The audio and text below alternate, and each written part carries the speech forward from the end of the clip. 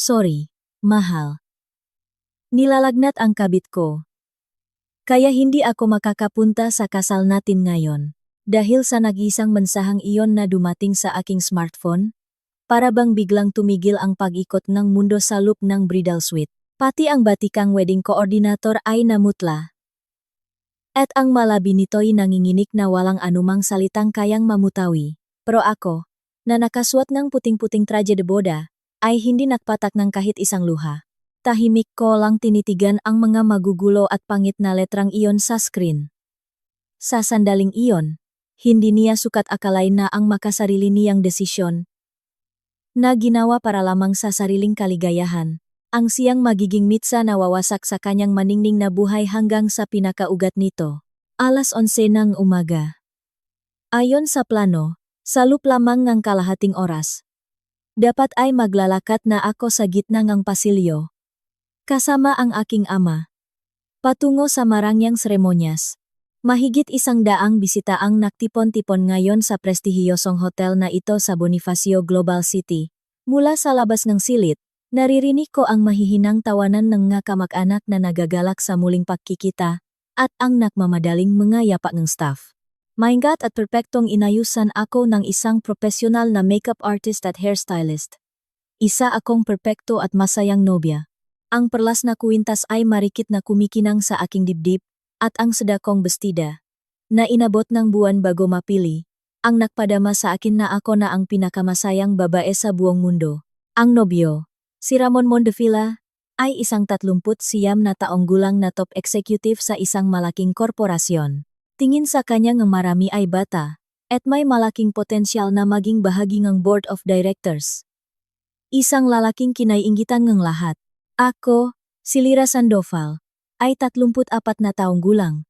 Nakakilala kami sa pamamagitan ng aming mga kaibigan at matapos ang 3 taong relasyon. Narating namin ang araw na ito, o mas tamang sabihin, dapat sana ay narating namin. Ma'am Lyra, ano po? Tumawag po ba si Sirmon? Sa gitna ng katahimikan, mahinang tanong ang wedding coordinator na si Tita Elena. Ang kanyang mga mata ay nakatutok sa smartphone na hawak ko. Kanina pa hindi makita si Mon. At ang mga staff ay pagod na sa kakahanap sa kanya sa buong hotel. Dahan-dahan kong itinaas ang aking ulo at sinalubong ang tingin ni Tita Elena sa salamin. Hindi siya tumawag, sabi ko. Naktext siya. Kararating lang. Naktext. Naaksidente po ba siya o biglang nakasakit? Umiling ako ng mahinahon. Isinantabi ko ang lahat ng emosyon at binasa ang text sa screen. Sorry. Mahal. Nilalagnat ang kabit ko. Alagaan ko siya. Kaya hindi ako makakapunta ngayon. Ikaw na bahala mag-isip ng dahilan para ikansela ang seremonya. Sa isang iglap, napasinghap si Tita Elena at tinakpan ang bibig ng 2 kamay. At hindi kata-kataka. Sa kanyang karera, hindi na mabilang ang makasal na kanyang nasaksihan, ngunit tiyak na hindi pa siya nakaranas ng ganito kawalang presidenteng pagkansela sa huling minuto. At ang dahilan pa ay ang pagkakasakit ng kabit masyadong masakit kahit para sa isang masamang biro. Ano? Ano pong sinasabi ninyo? Kabit ni Sirmon? Pero, nandito ang napakaraming katrabaho niya mula sa kumpanya. Tama si Tita Elena. Sa presidential table dapat upo ang mga executive at commercial director ng kumpanyang pinagtatrabahuhan ni Monday. Higit pa roon, inimbita niya ang presidente at ang asawa nito mula sa isang partner company, kung saan niya pinangungunahan ang pinakamahalagang proyekto sa mga nakalipas na taon. Para kay Mon, ang kasal na ito ay hindi lang isang personal na pagdiriwang. Isa itong malaking pagpapakitang gilas upang patatagin ang kanyang estado sa lipunan at bigyang daan ang kanyang pag-angat sa karera. Kasama sa magkamag-anak ang mga matatanda na sadyang bumiyahe pa mula sa malalayong probinsya sakay ng eroplano. Ang aking mga magulang ang pinakamasasabik sa lahat para sa araw na ito. Karaniwan, sa ganitong sitwasyon, iyak ang nobya. Sisigaw siyang, bakit mo to ginawa sakin? Magpapanik siya at magiging magulo ang seremonya. Ang koordinator ay magmamadaling tatawagan ang lahat, kakanselahin ang event, at ang mga bisita ay uuwing nagtataka. At si Mon, mamaya, ay magsisinungaling, hihinging ng tawad, magbabayat ng danyos. At doon na magtatapos ang lahat, tiyak na ganitong klaseng ordinaryong katapusan ang nasa isip niya. Akala niya, sapat na ang pagpindot sa screen ng smartphone habang yakap-yakap ang kanyang kabit para ipasa sa akin ang lahat ng sisi at makalusot ng walang bahit-dungis. Ma'am Lyra, ako na po. Tatawagin ko po ang mamagulang ninyo at tatawagan ko ulit si Sirmon. Si Tita Elena, na halos himatayin sa kaba, ay hahawakan na sana ang kanyang radyo. Tita Elena, ang mahinang ngunit matatak kong boses ang pumigil sa kanya. Huwag niyo nang tawagin ang mga magulang ko, at huwag na rin siyang tawagan. Pero walang groom, ang kasal. Tumayo ako at hila-hila ang mabigat na laylayan ng aking bestida. Lumapit ako sa kanya. Tinitigan ko siya ng diretso sa mata at mahinahong sinabi, magpapatuloy ang seremonya ayon sa schedule. Ano? Nakita ko kung paano lalong namutla ang mukha ni Tita Elena. Nanlaki ang kanyang mamata, na parabang gusto niyang sabihin na nawala na ako sa katinuan dahil sa pagkabigla. Paumanhin po, Ma'am Lyra, baka po nakamali lang ako ang dinig. Hindi po darating si Sirmon ngayon, tama po ba? Tama. Hindi siya darating. Malamang ay nasa tabi siya ngayon ng ibang babae. Kung ganon, ang seremonya. Kaya nga sinasabi ko. Magpapatuloy ang lahat ayon sa schedule. Pag-ulit ko.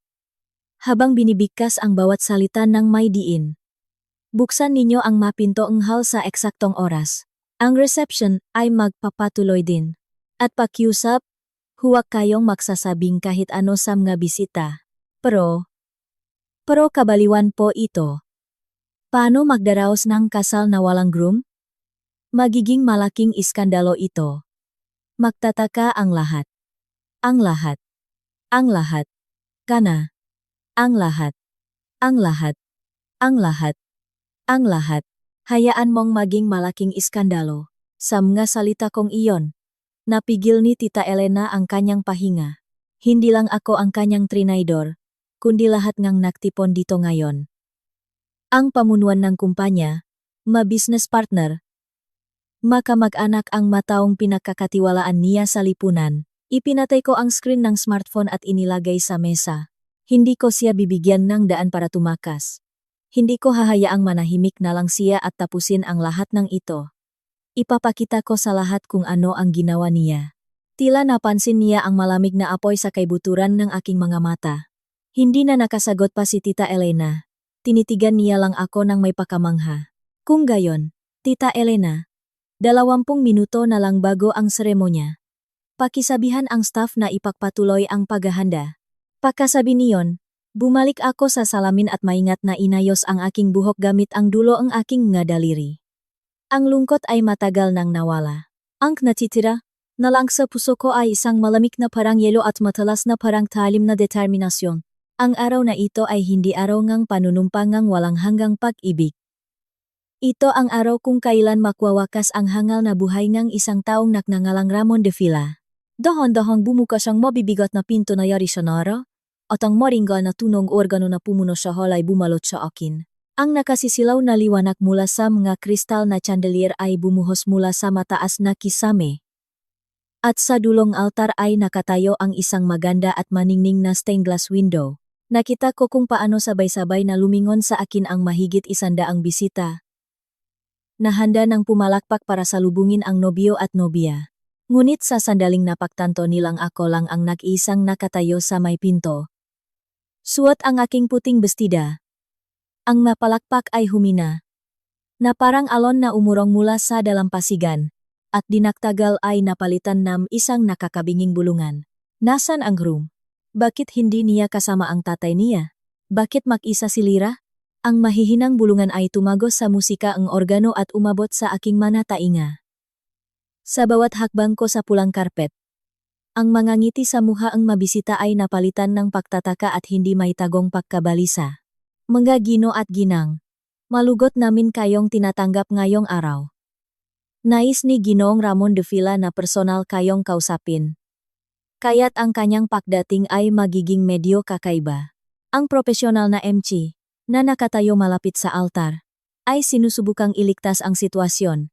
Habang binabasa ang isang papel na dali-daling ipinasa sa kanya ni Tita Elena, Ngunit kahit ang kanyang boses, na dapat sanay kumpiyansa, ay halatang nanginginig sa di pangkaraniwang atmosfera.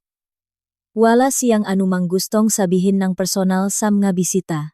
Isa lamang itong desperadong kasinungalingan para magkaroon ng oras. Pagdaan ko sa unang hilera, kung saan nakaupo ang aming nga kamag-anak, hindi na nakatiis ang aking nga magulang at biglang tumayo. Lira. Anak. Anong nangyayari? Nasaan si Mon? Narinig ko ang mahina. Ngunit tensyonadong boses ni Itay. Tinakpan naman ni Inay, ang kanyang bibig habang nakatingin sa akin, na may mga luhang namumuo sa kanyang nga mata. Tay, Nay, ipapaliwanag ko po ang lahat mamaya. Sa ngayon, maupo po muna kayo. Hindi ako huminto, nginitian ko lang sila ng bahagya at umiling. Masakit makita ang kanilang naguguluhang mga muha, ngunit hindi ako maaring panghinaan ng loop ngayon. Habang papalapit sa altar, nakita ko ang mga upuan para sa mga VIP, kung saan nakaupo ang mga katrabaho ni Mon. Ang executive director, na kanina lang ay masayang tumatawa sa VIP lounge, ay nakahalukip-kip na ngayon at may malalim na kunot sa pagitan ng kanyang makilay. Ano to? Ngayon lang ako nakarinig ng kasal na walang groom. Baka sorpresa to. Pero ang pagintayin ang nga boss at business partner. Parang hindi profesional. Ano kayang iniisip ngang defila na yan? Ang presidente ang partner company at ang kanyang asawa, na ilang taon nang sinusuyo ni Mon, ay hindi maitago ang kanilang pakainis. Malinaw kong nakita kung paano ang imahe ang isang matagumpay at disenteng negosyante, na pinahirapan niyang buuin sa loob ng maraming taon, ay gumuho sa isang iglap. Ito ang simula ang aking palabas. Ang malupit na banggaan ng makasariling pagnanasa ni Mon at ng maprinsipyo ng mga bisita. Kung saan ang estado sa lipunan at dangal ay higit sa lahat. Hila-hila ang mabigat na laylayan ng aking bestida. Patuloy akong naglakad patungo sa altar. Karaniwan, sa ganitong sitwasyon, gugustuhin mong tumakbo palayo. Ang maglakad mag-isa sa karpet sa ilalim gaandaang mausisa, mapanghusga, at naawang magatingin ay isang pagdurusa, na may hahalintulad sa paglakad sa mga karayom. Ngunit, sa kabila ng lahat, kalmado ang aking puso, mula nang malaman ko ang pagtataksil ni Mon. Iniyak ko na ang lahat ng aking luha. Kumuha ako ng pribadong investigador, nag-ipon ng ebidensya, at maingat na naghanda para sa araw na ito, malamang. Ngayon, tumatawa siya kasama ang kanyang kabit na si Isabelle sa kama ng isang mamahaling hotel. Huwag kang mag-alala. Sigurado akong umiyak na ngayon yung nobya at nakakagulo na sa hall. Iniisip niya, habang umiinom ng alak. Ngayon, wala na akong dapat ikatakot sa tingin ng iba. Tiyak na hindi ako iyak at hinding-hindi ko siya patatawarin. Pagdating sa altar, bahagya akong yumukot sa pari, isang dayuhan na nahihintay sa ilalim ng krus. Siya man ay nabigla sa di pangkaraniwang sitwasyon ng kawalan ng groom, at nangingini ang kanyang makamay na may hawak na Biblia. Dahan-dahan akong humarap, sa daan-daang bisita na nakaupo sa kabilang panig ng pasilyo. Sa hudyat ng MC, biglang tumigil ang musika ng organo. Isang mabigat at tensyonadong katahimikan ang bumalot sa hall, kung saan kahit isang ubo ay hindi maririnig. Lahat, habang pinipigil ang kanilang hininga, ay nakatingin sa nag-iisang figura ng nobya sa altar. Ma'am Lira. Ang mikropono. Si Tita Elena, na namumutla na parang papel, ay marahang iniabot sa akin ang isang wireless microphone. Kinuha ko ito at mahigpit na hinawakan sa dalawang kamay. Minamahal na mga bisita, ang kumpiyansa kong boses ay umalingaw-ngaw sa tahimik na hall sa pamamagitan ng gas speaker. Nagpapasalamat ako sa inyong pagdalo sa aming kasal sa kabila ng inyong abalang schedule. Dapat sana, kasama ko ngayon dito ang aking nobyo, si Ramon Davila, upang manumpangang walang hanggang pag-ibig at ipaabot ang aming pasasalamat. Ang matingin ng mga bisita ay nakatutok sa bawat kilos ko. Anong mangyayari ngayon? Mababasa sa mukhang nga pinuno. Bakit ka mag-isa? Nasaan si Mon? Nakalalang naktinginan ang aking makakaibihang baba. Huminto ako sandali at nagbigay ng isang matalim na tingin sa dulong hall, sa mabibigat na pinto kung saan ako pumasok. Subalit, ang nobyo na si Ramon Davila ay hindi darating ngayon. Siya ay nasa ibang lugar at may ibang pinakakaabalahan. Nayanik ang buong hal, na parabang tinamaan ng malakas na kitlat. Sa ibang lugar? Anong ibig sabihin nun? Hindi na nakatiis. Tumayo mula sa kanyang upuan ang executive director. Nakasakit ba siya o naksidente? Ang kanyang balisang boses ay umalingaw sa mataas na kisame. Lalo kung hinikpitan ang hawak sa mikropono at malinaw, malamig na sinabi ang katotohanan. Walang aksidente, walang sakit. Pinili niyang hindi dumating. Nang sabihin ko ang mga salitang iyon, parabang bumaba ang ilang degree ang temperatura sa hall. Lahat ay nakpigil ng hininga, naghihintay sa susunod kong sasabihin. Ngayon, ibubunyak ko ang lahat ng kanyang masasamang kasinungalingan at nakatagong katotohanan. Walang alis dito. At siyempre, hindi rin Simon, at hindi rin ang kanyang Isabelle. Sa perpektong inihandang entablado na ito, sisimulan ko ang katapusan kanyang buhay. Hindi darating. Anong nangyari kay De Villa? Magpaliwanag ka. Ang katahimikan ay binasag ng galit na sigaw ng executive director. Para sa kanya, bilang boss ng nobyo at isang VIP guest, ang pagpapatuloy ng seremonya na wala ang pangunahing tauhan ay katumbas ng isang pampublikong kahihiyan. Agad na uminit ang tensyon sa hall. Lira, anak, kumalma ka at sabihin mo kung anong nangyari kay Mon. Ang aking ama, na hindi na makatiis sa di pangkaraniwang sitwasyon, ay tumayo rin at nanginginig ang boses na kinausap ako. Muli kong hinawakan ang mikropono at inilibot ang tingin sa lahat ng naroroon. Sa kanilang mga mata, may halong awa, pagtataka, at malamig na pahamak, na parabang sinasabing, napakawalang hiyang babay, paumanhin po sa ginawang kaguluhan. Ang nobyo, si Ramon de Villa, ay kapapadala lang sa akin ng ganitong mensahe. Sadya kong pinanginginig ang kamay habang kinukuha ang smartphone at binasa ang text mula sa screen. Sorry, mahal, nilalagnat ang kabit ko, kaya hindi ako makakapunta sa kasal natin ngayon. Alagaan ko siya. Ikaw na bahala mag-isip ng dahilan para ikansela ang seremonya. Sa isang sandali, isang nakabibinging katahimikan ang namayani sa hall. At sa sumunod na iglap, sumabog ang nga boses ng galit. Kabit? Sinabi niya bang kabit? Imposible. Si De Villa? Teka, baka nakamali lang akong dinig? Anong kalokohan to? Subalit, ang unang sumugot sa akin ay ang mga magulang ni Mon, ang mga dapat sanay magiging biyenan ko. Lira, anong kabalbalan ang pinagsasabi mo? Ang ina ni Mon, si Aling Gloria, na may mukhang nababalot sa galit, ay tumakbo papalapit sa altar. Hinding-hindi gagawa ang ganyang kadumihan ang anak namin. Siguro yan nabaliw ka na sa sobrang pagkabigla. Siguradong nalate lang si Mon dahil sa problema sa trabaho. At ikaw? Kabit? Alam mo bang sinisiraan mo ang dangal ng anak namin? Hindi mo to palalampasin. Lira, sobra na yan. Walang respeto. Sunod-sunod na akusasyon mula sa ibang kamag-anak ni Mon. Si Mon ay may potensyal. Elitista siya. Saan naman siya kukuha ang oras para sa kabit? Siguro ikaw ang nagsisinungaling dahil sa galit na hindi mo siya napigilang umalis. Oh, para ipahiya siya sa harap ng lahat, napakasamang babae. Para sa kanila, Simon ang kanilang ipinagmamalaki. Ang aminin na ang kanilang ipinagmamalaki ay tumakas sa araw ang kanyang kasal para alagaan ang may sakit na kabit ay hindi nila matanggap. Kaya't sabay-sabay nilang ipinasa sa akin ang sisi. Sinusubukang protektahan ang dangal ni Mon at ang kanilang sariling reputasyon. Lira, sabihin mong nagsinungaling ka lang. Humingi kang tawad sa lahat. Galit na hinawakan ng ina ni Mon ang manggas ng aking bestida. Ang mamahaling seda ay nagumpisang mapunit. Ang mga tingin sa hall ay parang mga karayom na tumutusok sa akin. May ilang bisita pa na nagsimulang kunan akong video gamit ang kanilang mga smartphone bilang isang baliw na nobya. Kahit ang aking mga magulang, na dapat sanay na sa panik ko, ay napayukot sa ilalim ng mga panunumbat at nanginginig sa kawalan ng magawa. Tay! Nay! Pasensya na po. Kaunting tiis pa po. Bulong ko sa isip. Habang kinakagat ang labi. Lira! Huwag kang manahimik. Magsalita ka.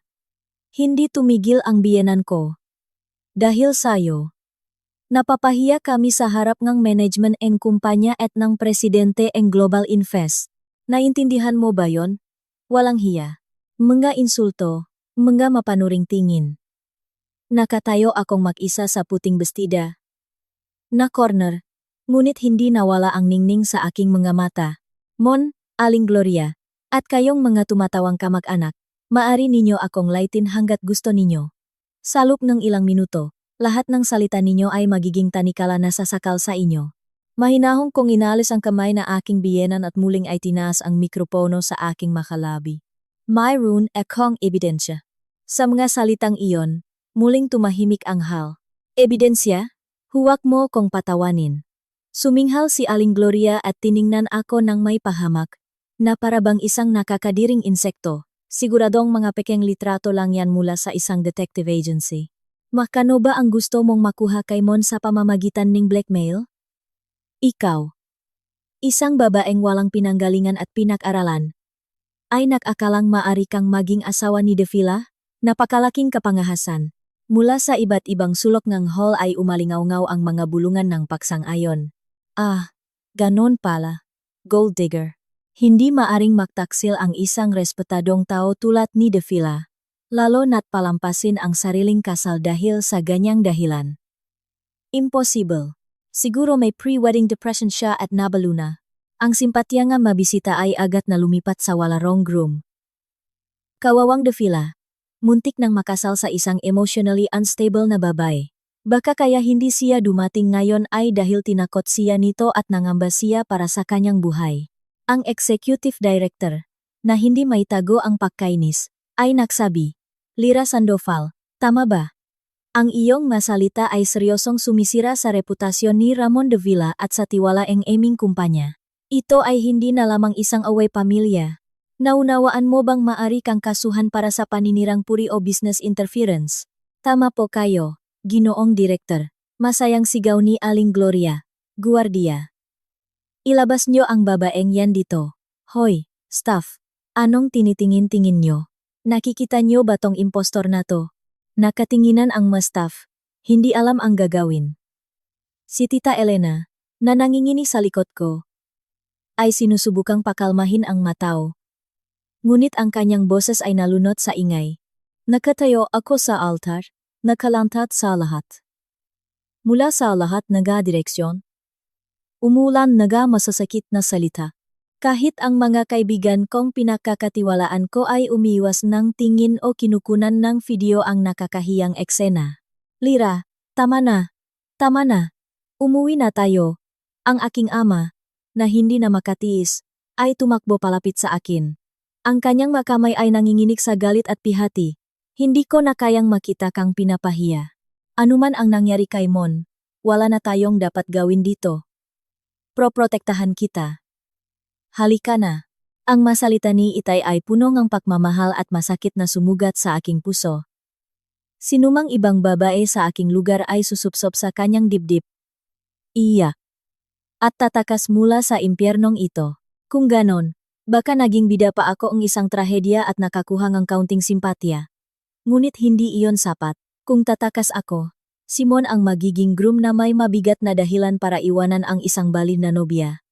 Bukas, na parang walang nangyari, papasok siya sa trabaho at tatawa kasama ang kanyang kabit. Pag-usapan ako habang umiinom ng alak, at ang aking mga magulang, tutuksuhin ngang lahat ng kamag-anak at sasabihing mali ang pagpapalaki nila sa akin. Hinding-hindi ko iyon hahayaan. Tay, ayos lang po ako.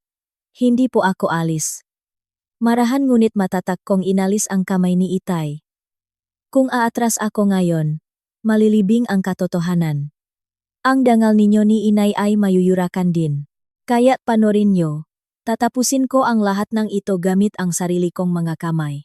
Si Itay, na nabigla sa dipangkaraniwang lamig at determinasyon sa aking mga mata, ay nawalan ng imik at nanigas sa kanyang kinatatayuan. Muli kong hinawakan ang mikropono. Aling Gloria, Ninong Direktor, at kayong lahat na tumawag sa aking sinungaling at bali. Ang boses ko ay lalong naging malamig at matalas. Iprepresenta ko sa inyo hindi lamang mga larawan, kundi mga bank statement mismo ni Ramon de Villa na nagpapatunay ngang malalaking transfer sa pangalan ng kabit na si Isabel Imperial. Pati na rin ang kanyang mausapan mula sa isang dating app na madalas niyang gamitin. Huminto ako sandali at tumingin sa malaking screen sa dulong hall. At isang real-time na ebidensya kung nasaan siya at ano ang ginagawa niya sa mismong sandaling ito. Ano? Sa mukha ni Aling Gloria, isang saglit na pag-aalala ang lumitaw. Sinabi kong hindi siya dumating dahil sa sakit ng kabit. Ngunit sa totoo lang, alam ko na kung saan siya pupunta ngayon. Kaya't may inihanda ako sa hall na ito. Ang atmosfera sa hall ay napalitan ng isang nakakatakot na pag-aabang. Kahit ang mahumusga sa akin ay nagsimulang mapagtanto na may mali, nang makita ang aking kumpiyansa. Kung gayon, Tita Elena, handa na po ba kayo? Nagbigay ako ng hudyat sa koordinator sa likod ko. Siya, na parabang nakapagdesisyon na, ay matatak na tumango at nagsimulang may gawin sa kanyang tablet. Magagino at ginang, hiling ko ang inyong atensyon sa screen. Ito ang tunay na mukha ni Ramon de Villa, ang disente at elitistang lalaki na lubos ninyong pinaniwalaan. Dahan-dahang namatay ang mga ilaw, at ang hall ay nabalot sa dilim. At sa sandaling umilaw ang malaking screen, isang palabas na hindi inaasahan ng sinuman ang lumitaw. Ang aking kontra-atake ay nagsisimula pa lamang. Sa madilim na hall, ang malaking screen ay umilaw ng malaasul na liwanag. Ang mamatangang lahat ay napako sa isang punto, at sa katahimikan. Maririnig ang paglunok ng matao, ang nasa screen ay hindi isang larawan, kundi sunod-sunod na bank statement. Isang walang buhay na listahan ng manumero na nagpapakita ng galaw ng pera sa isang account. Ano yan? Anong gusto mong palabasin sa pagpapakita ng manumerong yan? Umalingaw-ngaw sa dilim ang inis na boses ni Aling Gloria. Wala na ang dating kumpiyansa. Napalitan na ang hindi may tagong kaba. Ito po ang mga statement mula sa personal na account ni Ramon de Villa at mula sa aming joint account. Mga Ginu at Ginang, tingnan ninyong mabuti. Pinindot ko ang isang button sa remote. Nilagyan ng pulang kahon ang isang partikular na linya at pinalaki ito. 3 buwan na ang nakalipas. Mula sa aming joint account, kung saan kami nag-iipon para sa down payment ng aming tsondo. Kinuha ang 2 milyong piso. Sinabi sa akin ni Mon na ipinahiram niya ito sa isang kamag-anak na may problema. Subalit, sa parehong araw, mula sa kanyang personal na account, eksaktong 2 milyong piso ang inilipat sa pangalan ni Isabel Imperial. Ang halagang ito ay eksaktong tumutukma sa paunang bayad para sa isang buong taong upang ang kanyang luxury tsondo sa gitna ng Makati. Isang mahinang bulungan, na parang daing, ang kumalat sa hall. Ano?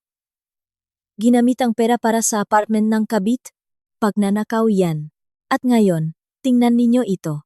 Patuloy kong pinalitan ang maaslight.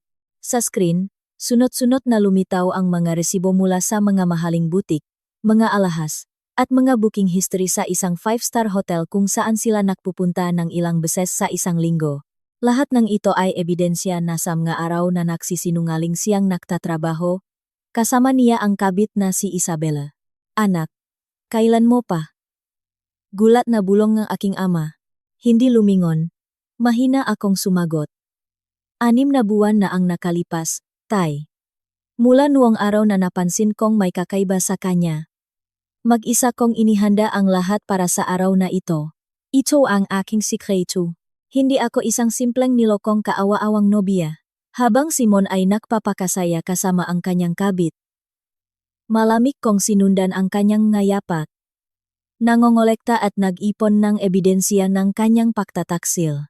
Hindi ko siya kinompronta at hanggang sa araw na ito ay gumanap ako bilang isang masunuring nobya upang hindi siya bigyan ng daan para makatakas. Kung nag-usap kami ng pribado sa aming apartment, tiyak na luluhot siya, hihingi ng tawad, at susubukang lokohin ako ulit, ngunit hindi ako papayak doon. Kung gayon, sinadya mo ang lahat ng ito. Umalingaw-ngaw mula sa dilim ang boses ng executive director. Mayroon itong malamig na galit at tila paganga sa akin. Ninong Director, halos sigurado akong tatraydurin niya ako ngayon. Si Isabel Imperial ay isang babaeng may napakalakas na possessiveness at palagi siyang sinusubok. Madaling isipin na sa arawng kasal, may gagawin siya. Lumapit ako sa gilid nga altar at inilibot ang tingin sa mga bisita. Ngunit ang gusto kong iparating sa inyo ay hindi ang aking personal na hinanakit, kundi kung gaano kabalewala kay Ramon de Villa ang inyong tiwala para lamang sa kanyang mga nais. Sa screen, lumitaw ang mga screenshot ng usapan ni Mon at Isabel. Isabel, totoo bang pakakasalan mo yung boring na yun? Mon, formalidad lang to, mahal. Para sa promosyon ko, kailangan ko ngeng imahe ngeng isang disenteng pamilya. Palaging sinasabi ngeng director na kailangan ko nang mag-settle down. Isabel, paano naman ako? Mon, ikaw lang ang mahal ko. Ang seremonya ay para lang sa checklist. Pagkatapos nito, pupunta agad ako sa iyo. Baka tumakas pa ako habang reception. Hintayin mo tawag ko. Naramdaman ko kung paano agad umabot sa boiling point ang temperatura sa hall. Nakatinginan ang makatrabaho ni Mon na may ekspresyon ng hindi paniniwala, lalo na ang mukha ng executive director, na tumatawag sa kanyang pag-asa ng kumpanya, ay namula sa galit. Formalidad lang? Ang aming mainaasahan, ang reputasyon ng kumpanya. Ganon lang ang tingin niya ron? Ang taong yan, ang kamao ng direktor ay malakas na bumagsak sa mesa. Ninong direktor, tingin niya sa inyong lahat na naktipon ngayon ay madekorasyon lamang para sa kanyang career growth. Kaya't kaya niyang bigyan akong ganitong aroganteng utos. Ikansela mo ang seremonya. Mag-isip kang dahilan para pagtakpan ang kanyang kasalanan. Diyos ko, ano ba to? Si Aling Gloria, na kanina lang ay kung ano-anong paninira ang sinabi sa akin, ay napaatras at mahigpit na napakapit sa sandalan ng upuan, habang nakahawak sa kanyang dibdib na tila kinakapos ng hininga. Ang anak na labis niyang ipinagmamalaki ay sa harap ng lahat ng kamag-anak, ipinahiya ang pamilya at sariling makamay na nilunot ang kanyang kinabukasan sa putik.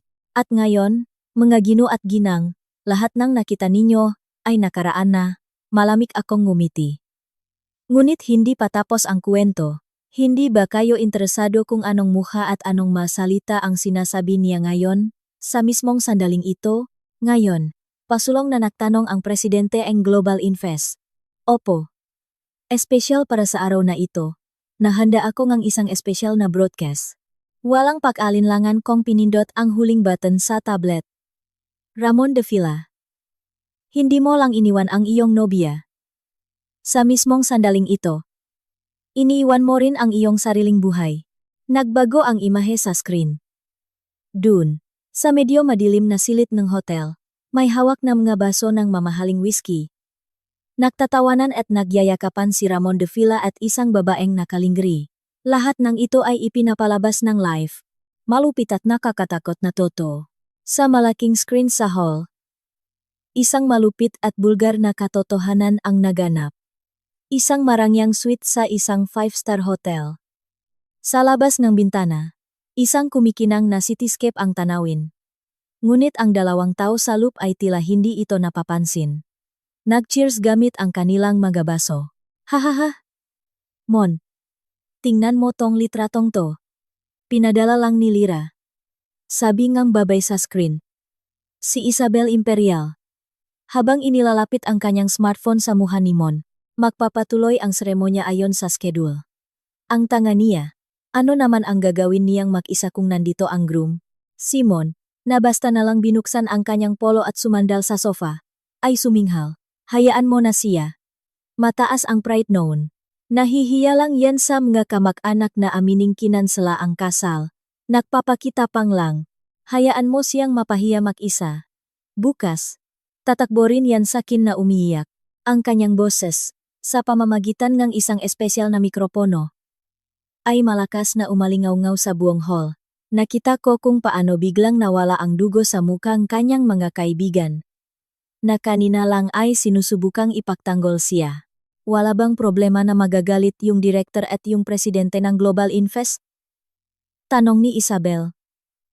Habang nakatitik sa kanyang maamata, lalo pang naging mayabang si Mon at inisang lagok ang kanyang whiskey. Yung mga matatandang yun. Huwag kang mag-alala. Bukas, sasabihin ko sa kanila na biglang inatake sa puso ang nanay ko. Nag-agaw buhay. Nag-shock ako. Pero desperado akong inalagaan siya. Magpapatak ako ng luha. At bibigay din yun. Lalo na yung director natin. Mahilig yun sa mga madramang kwento.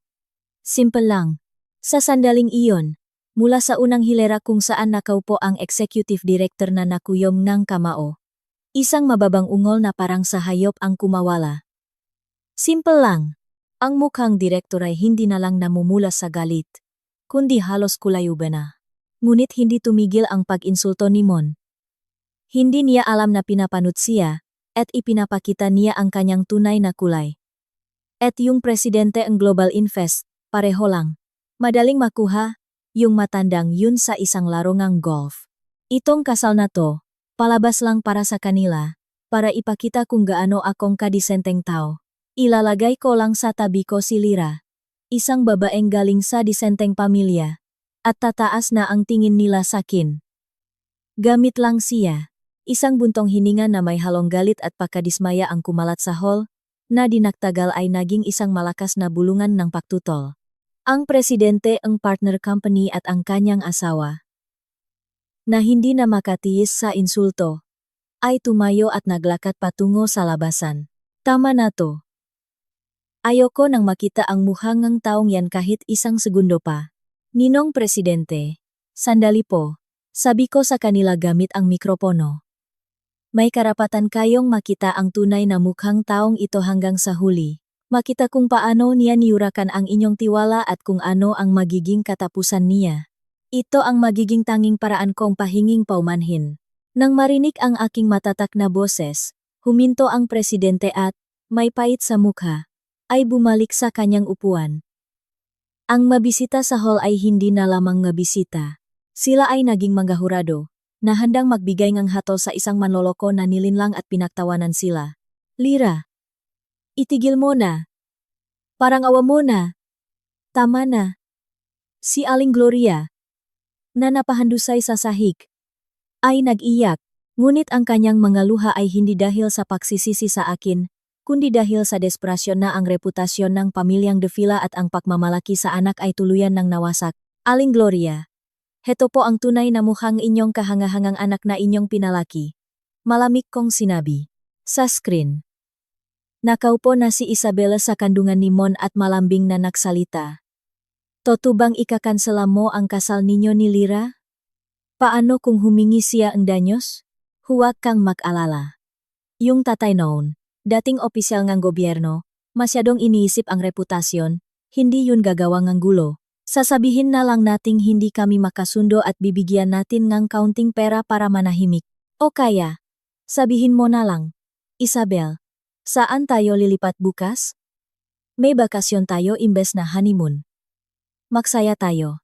Sa sandaling muli silang nag-cheers, nagbigay ako ng hudyat kay Tita Elena na nasa tabi ko. Tita Elena, tawagan niyo po sila sa kwarto. Nanginginig ang makamay. Pinindot niya sa tablet ang direct number ng suite. Sa buong hall, umalingaw-ngaw ang tunog ng pagring. Ring-ring.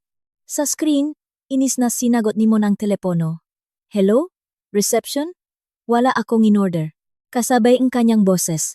Inilapit ko ang mikropono sa aking bibig at nakatingin sa kanya sa screen. Mahina ngunit may boses na tila nakmumula sa kailaliman. Nagtanong, Ramon, kumusta ang whisky mo? Sa isang iglap, natigilan ang kilos ni Mon sa screen. Na parabang naging estatwa. Para sa kanya, nalasing sa kanyang lihim na kaligayahan sa hotel suite. Ang boses na iyon na nakmula sa kung saan ay parang isang hatol ng tadhana. Sa screen, kitang-kita kung paano nagbago ang kanyang mukha habang hawak ang telepono. Lyra, paano? Hindi, ito. Ang kanyang nga mata ay naglibot sa kwarto sa paghahanap ng kamera, ng pinakmumulan ng tunog. Huwag mo nang hanapin, Ramon. Sinabi mo sa akin kanina na ikansela ang seremonya at mag-isip ng dahilan. Pero sa kasama ang palat mo, hindi ako ganoong kasunuring babae. Nagpasya akong sabihin sa lahat ang katotohanan. Ang malamig na hangin ng hall at ang mainit na atmosperang marangyang silit sa screen isa lang ang nag-ugnay sa kanila. Ang mikropono sa aking makamay. Ang halos hubad na si Isabel na nakaupo sa tabi niya. Sa wakas ay napaktanto ang kabaliwan ng nangyayari. At sa gulat ay nagsimulang balutin ang sarili sa kumot. Mon, anong nangyayari? Sinong kausap mo? Manahimik ka? Lira. Nasaan ka ngayon? Sa hall. Hindi mo naman siguro hinayaang marinig tong kahit sino, di ba? Nanginginig sa takot ang boses ni Mon. Hindi pa rin niya naunawaan ang buong sakuna. Siguro. Iniisip niyang lihim ko lang na nire-record ang usapan. Hindi sa kahit sino. Nandito ang pamunuan ng kumpanya ninyo. Ang presidente ng Global Invest kasama ang asawa niya. Ang nga katrabaho mo. At mga kamag-anak mahigit 100 tao. At lahat sila. Personal na narinig ang iyong pagsusuri na simple lang. Hindi ko pa natatapos ang aking sasabihin nang sumabog ang hall sa sigawan ng galit. Devia, paano mo nasasabi ang mga ganyang bagay? Lumapit ang executive director sa mismong altar at sumiga. Nakatingin sa screen. Kahit walang mikropono, ang kanyang galit ay tila kayang bumasak ng kisame. Sa screen, Simon, nang marinig ang boses ng kanyang director, ay literal na nahulog mula sa upuan. Di director? Bakit? Boses ni director. Ramon, tingnan mong mabuti. Itong marangyang flower arrangement sa harap mo. Ipinadala ko yan kaninang umaga sa hotel bilang sorpresa para sa nobyo. Nakatago diyan ang isang high-quality na webcam at mikropono. At ang video na ito ay hindi lang ipinapalabas sa screen sa hall na ito, kundi naka-private livestream din sa YouTube. Huminto ako sandali at idinakda. Ang telepono mo, malamang ay sasabok na sa daming notifications. Mensahe yan mula sa mga katrabaho at kaibigan mo na, matapos makita ang kahihiyan mo, ay ipinapahayag ang kanilang galit at pagkamuhi. Nanginginig ang kamay ni Mon na kinuha mula sa mesa ang kanyang smartphone. Walang tigil na umiilaw ang screen sa mga notification. Devilla, wala ka ba sa sarili mo? Galit na galit si direktor. Huwag ka nang babalik sa kumpanya. Napakawalang hiya mo. Huwag mo na akong tatawagan kailanman. Nakita ko kung paano nawala ang dugo sa mukha ni Mon sa screen. Mula sa kanyang dating kumpiyansa at kayabangan. Wala nang natira. Ano? Hindi to maari. Hindi maar. Ito ang katotohanan, Ramon. Tinawag mo akong gamit, at ang marespetadong tao ay matatanda na simple lang lokohin. Para sa pagyurak mo sa damdaming ng maraming tao para sa sarili mong kapakanan, magsisimula kang magbayad ngayon din. Ito ang punto ang pagbabago. Hanggang ngayon, ako ang biktima, at siya ang nakwagi. Ngunit sa segundong ito, nagpalit ang aming mga papel. Hindi na ako isang mahinang babae na lumulunok ng luha. Ako na ngayon ang berdugo na wawasak sa kastilyong gawa sa kasinungalingan na kanyang itinayo. Lira, teka. Mali ako. Biro lang yun.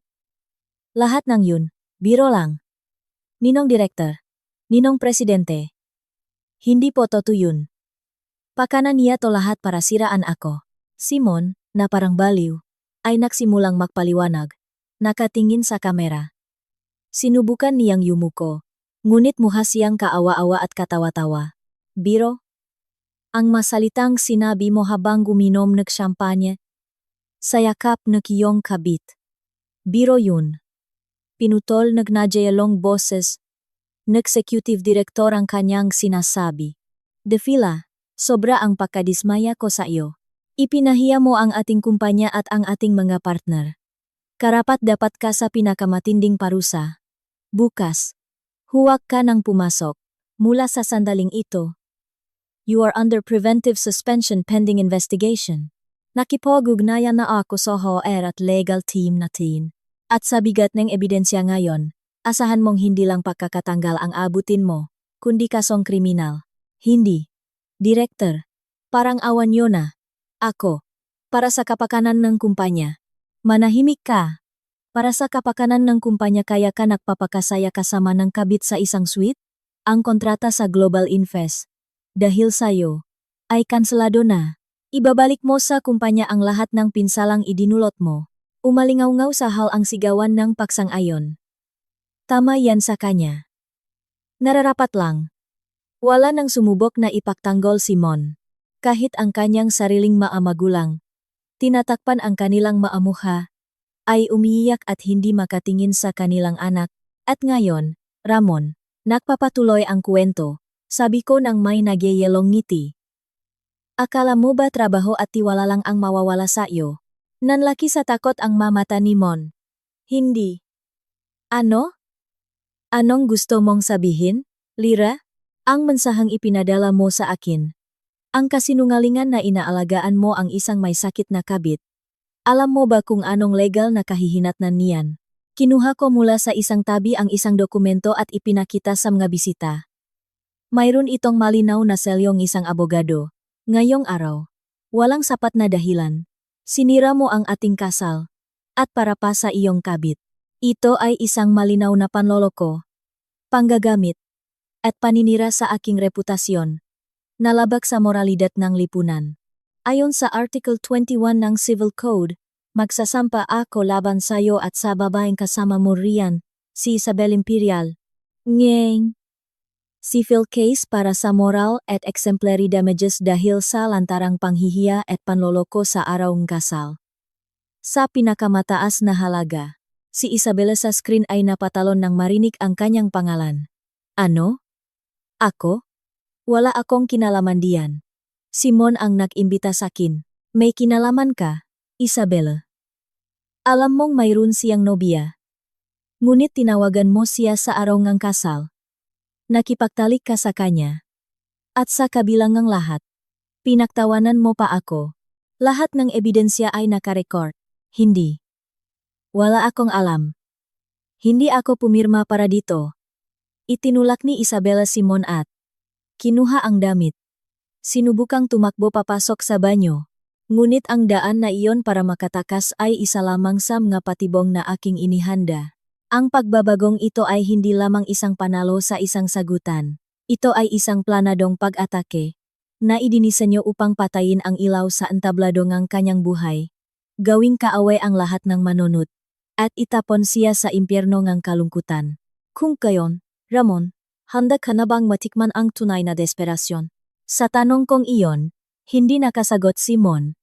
Nanginginig lamang siya, nakatitik sa screen. Ang galit sa hall ay tumitindi, at ang sitwasyon ay patungo sa pagbubunyag ng isang mas nakakagulat na katotohanan na hindi inaasahan ng sinuman. Si Ramon, sa kabilang panig ng screen, ay tila hindi na isang tao. Mula sa kanyang dating kayabangan, wala nang natira. Gumagapang siya sa sahig, desperadong inyabot ang mga kamay sa kamera. Iyon ay sa akin at sa lahat sa hall.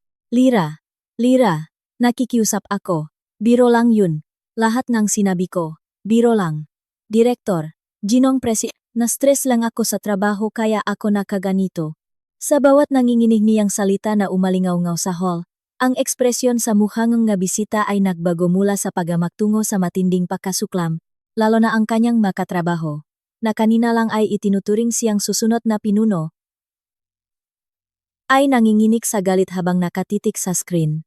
Nakaganito. Ang pag-inom ng whiskey kasama ng kabit sa isang suite sa araw ng iyong kasal. Yan ba ang ibig mong sabihin? Muling sumigaw ang executive director. Naisip mo ba kahit isang saglit kung gaano kahaba na handa si Lira para sa kasal na ito? Kung anong damdamin ang nararamdaman ng kanyang magulang habang hinihintay ang araw na ito? At sa huli, tatawagin mo kaming matatanda at simple. Ibinaksak ng direktor sa sahig ang kanyang pamaypay, at ang tuyong tunok ay umalingaw-ngaw sa tahimik na hall. Kasabayng tunok na iyon, isang mas nakakadiring eksena ang naganap sa screen. Mon, bitawan mo ko.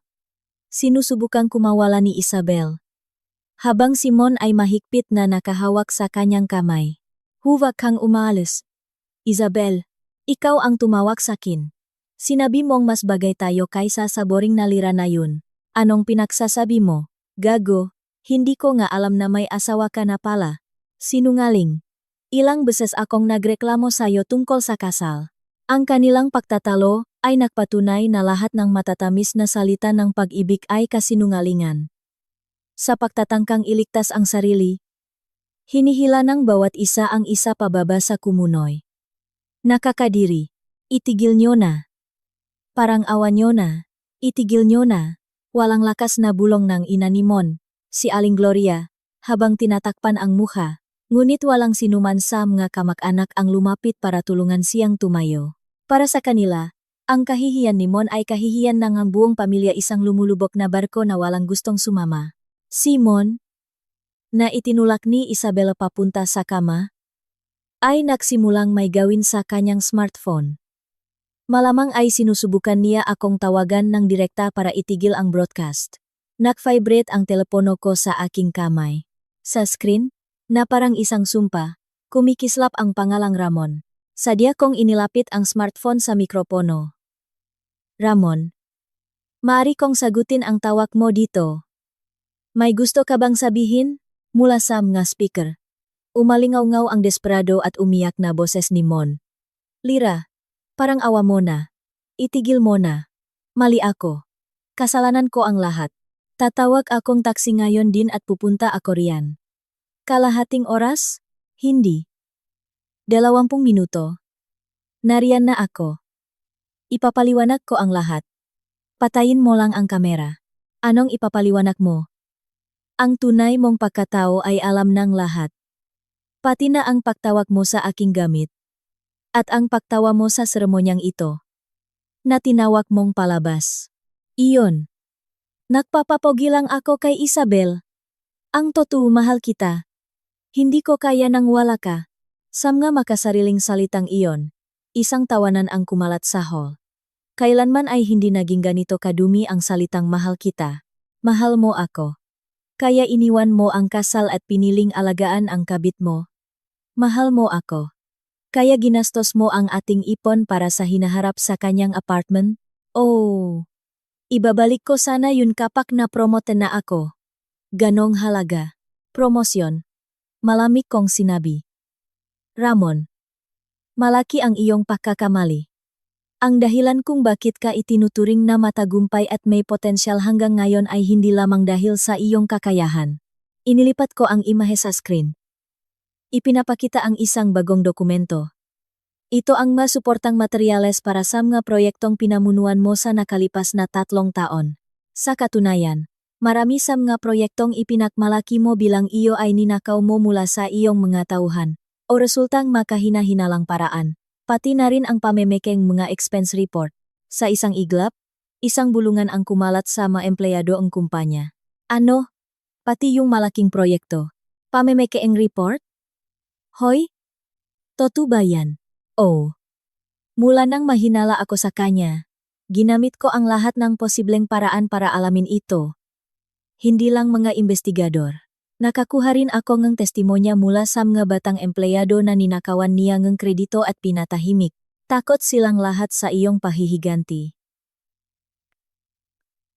Ngunit nang ipangako kong ako ang bahala sa lahat, nagsalita sila. Ang muka ni Mon ay naging parang sa isang patay. Siguro. Iniisip niyang mawawalan lang siyang asawa at kabit ngayon. Ngunit inihanda ko para sa kanya ang isang lason na wawasak sa pundasyon ng kanyang buong buhay. Ganoon mo ba ako kinamumuhian? Kinamumuhian? Hindi. Ano ka ba, Ramon? Ibinabalik ko lang ang lahat ng kasinungalingan na ipinakain mo sa akin at sa lahat ng naririto sa tamang lugar nito. Simon sa screen ay tila wala ng mahanap na salita para tumutol. Sa wakas ay nagsimula na niyang maintindihan kung gaano kalalim ang bangin na kanyang kinahulugan. Sa paligid niya, isa-isang nawawala ang mga tao. Si Isabel ay nakapag-impake na at nakatayo sa isang sulok. Ay may kausap sa telepono. Papa, tulungan mo ko. May isang manyak na humahawak sa akin dito. Nakita rin niya kay Mon ang isang pitaka lamang at lumipat na sa susunod na biktima. Kung gayon, Ramon, wala ng takas, sabi ko nang may nakakatakot na kalmadong tono. Ang kuwento ay nasa kasagsagan pa lang. Hindi mo ba gustong pakinggan ng mas malapitan kung paano gumuho ang iyong buhay? Simon, habang hawak ang telepono sa tenga, ay nanginginig. Sa sandaling iyon, bumukas ang pinto ng hall, at pumasok ang isang lalaki at isang babae. Sila ang mabagong binhingang kaguluhan na dapat tumubo. Sa bumukas na pinto ng hall, pumasok ang isang matandang lalaki na nakasuot ang damit pang trabaho at isang babae na tila galing lang sa kusina, suot ang isang simpleng apron. Sa gitna ng magagarang bisita, ang kanilang simpleng anyo ay lubang hindi angkop. Kaya't lahat ng tingin ay agad na napunta sa kanila. Teka, sila yung mahinang sabi ngang isang batang empleyado ng kumpanya. Mga magulang ni Paolo Santos. Dati siyang nagtrabaho sa ilalim ni Sir Mon. Sa masalitang iyon, nanigas ang mamagulang ni Mon at ang executive director. Paolo Santos ang pangalan ng batang empleyado na isang taon nang nag-resign dahil sa burnout sa gitna ng isang malaking proyekto. Nasaan si De Villa? Nasaan si Ramon De Villa? Nanginginig ang boses na sigaw ng lalaking nakadamit pang trabaho, ang ama ni Paolo. Hawak niya ang isang lumang kwaderno. Ibalik niyo sa amin ang anak namin. Napakasipak niya, prosinira siya ni De Villa. Ngayon, nakakulong lang siya sa madilim na kwarto at nanginginig. Isang bagong alon ngang malamig na pagkabigla ang dumaan sa hall. Sinira. Hindi ba't kuzang nag-resign si Santos? Machigas na tanonggi. Executive Director. Hindi. Sigawng umiyak na ina. Hindi lang ninakaw ni De Villa ang managawa niya. Ipinasa niya sa kanya ang lahat ng responsibilidad para sa kanyang mapakakamali at araw-araw siyang insulto hanggang gabi. Ang mga walang kwentang tulad mo, mas mabuti pang mamatay na lang para sa kumpanya. Ganyan ang sinasabi niya sa kanya. Nakasulat yan sa diary ng anak namin. Tahimik akong nakmamasid sa kanila mula sa altar. Sa katunayan, ako ang nag-imbita sa kanila dito, habang iniimbestigahan ko ang nakaraan ni Mon sa tulong isang investigador. Aksidente kong nalaman ang tungkol kay Paolo. Nang sinusuri ko kung saan galing ang pera ni Mon para sa kanyang kabit, natakpuan ko ang ebidensya na paulit-ulit niyang pinemeke ang mga expense report sa pangalan ni Paolo. Ginoong Santos, salamat po sa pagdating. Sabi ko sa mikropono para marinig ng lahat. Manggagino at ginang, ito pa ang isang mukha ni Ramon De Villa. Hindi lang pagtataksil sa akin. Hindi lang panloloko sa kumpanya. Para sa kanyang karir, niyurakan at itinapon niya ang kaluluwa ang isang bata at may pag-asang tao. Sa kabilang panig ng screen, Simon ay hindi na makaimik. Para siyang isda na iniyahon sa lupa. Bumubuka sara ang bibig. Nakatingin sa mamagulang ni Paolo na may mamatang puno ng desperasyon. Sinungaling. Anong ebidensya? Sa mahinang pagtutol na iyon ni Mon, walang pag-alinlangan kong ipinakita sa screen ang mga bagong materyales. Nandun ang maraming email na may mainsulto at pang-insulto na ipinadala niya kay Paolo. Pati na rin ang makopya ng mapakang expense report na may pakang pirma ni Paolo. Nang mag-resign si Paolo, tinakot siya ni Mon. Kapag nagsalita ka, sisiguraduhin kong hindi ka na makakapagtrabaho sa industriyang ito. Kaya't hanggang ngayon ay nanahimik ang kanyang mga magulang. Ngunit, Ramon, ngayong araw, nang magpasya kang gamitin ang sagradong seremonyang ito para sa iyong kayabangan, lahat ng lihim ay nabunyag. Ang atmosfera sa hall ay nagbago mula sa galit tungo sa isang bagay na malapit sa takot. Ang lalaki sa screen ay hindi lamang isang manloloko. Siya ay isang tunay na halimaw na kumakain ng buhay ng iba para lumago at umunlad. De Villa, hanggang sa ganyang punto. Ganyan ka nakabulok? Ang boses ng executive director ay puno hindi ngang galit, kundi ngang malalim na pagkadismaya at pagkamuhi. Magsasagawa kami ng masusing investigasyon sa kaso ni Paolo Santos. Hindi malayong mauwi ito sa kasong kriminal. Mahanda ka. Hindi, direktor. Hindi dyan toto. Si Paolo mismo. Manahimik ka. Lahat ng ebidensya ay naipakita na ni Lira.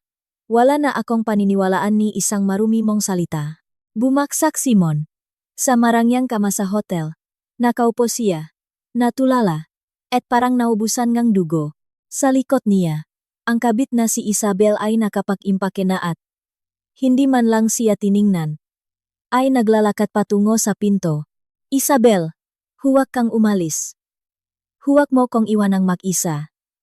Sinubukan siyang hawakan ni Mon sa laylayan ng damit, ngunit tiningnan siya nito nang may pahamak at marahas na iwinaksi ang kanyang kamay. Huwag mo kong hawakan, kriminal, nakakadiri. Lahat ng bag at alahas na binigay mo, dadalhin ko sa pulis. Biktima ako. Padabok niyang binuksan ang pinto upang umalis. Ngunit eksaktong pagbukas nito, bumungat sa kanya ang hotel manager at dalawang matipunong guardiya.